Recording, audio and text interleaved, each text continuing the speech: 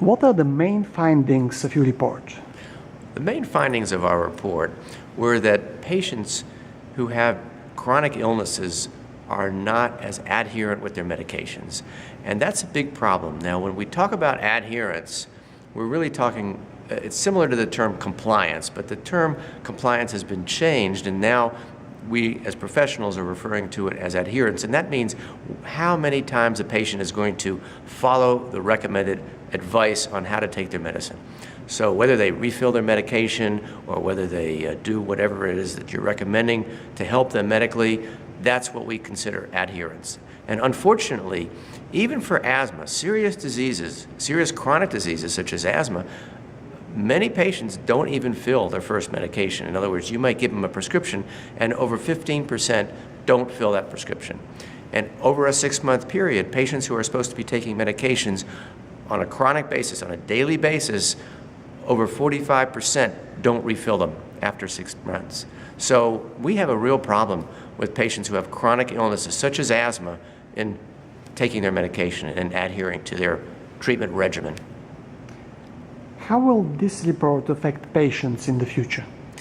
Well, it's affecting patients because they're not really benefiting from what we can offer them. So when the physician offers them a treatment program, let's say a medication regimen or an immunotherapy regimen, and if they don't follow up with it, they're not going to benefit from it.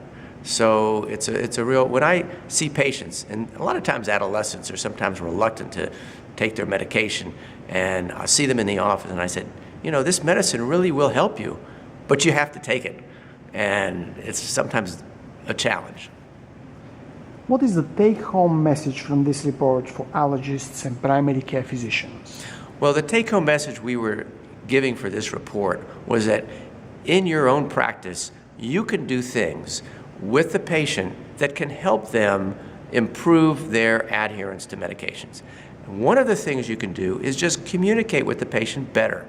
So if you interact with the patient, you look them in the eye, you ask them open-ended questions, find out what it exactly is their problem, and really listen to the patient, because unfortunately, too frequently, we physicians interrupt patients and we don't let them tell their whole story. So we have to sit back, listen to what they say. We have to do open-ended questioning. We also have to have reaffirmations. We have to repeat what the patient says to make sure that we understood what they say. So if the patient says to me, well, I've been coughing for 2 weeks, I'll listen to them and then I'll repeat, well, you said you're coughing for 2 weeks. That shows the patient you're listening and you're listening to what they say. And then the other thing we have to do is we have to show the patient that we are concerned about them.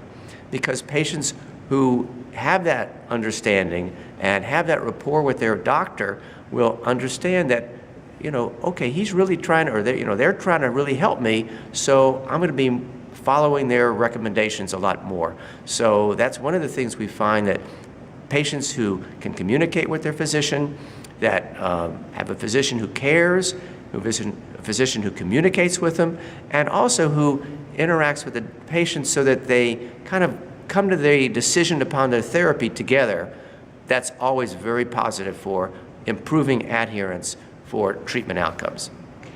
Where do you think the future research in asthma adherence is heading? I think we're going to have an incredible opportunity in helping patients improve their adherence to their asthma medications. And one of the things is going to be with technology. Because with technology, we're going to have various electronic tools, such as apps on iPhones or apps on various phone devices or computer devices that you can send reminders to patients. Patients can interact directly with their physician. It's going to be, there's probably more things that we even can comprehend right now that can help, using technology, help patients improve their adherence. Thank you so much.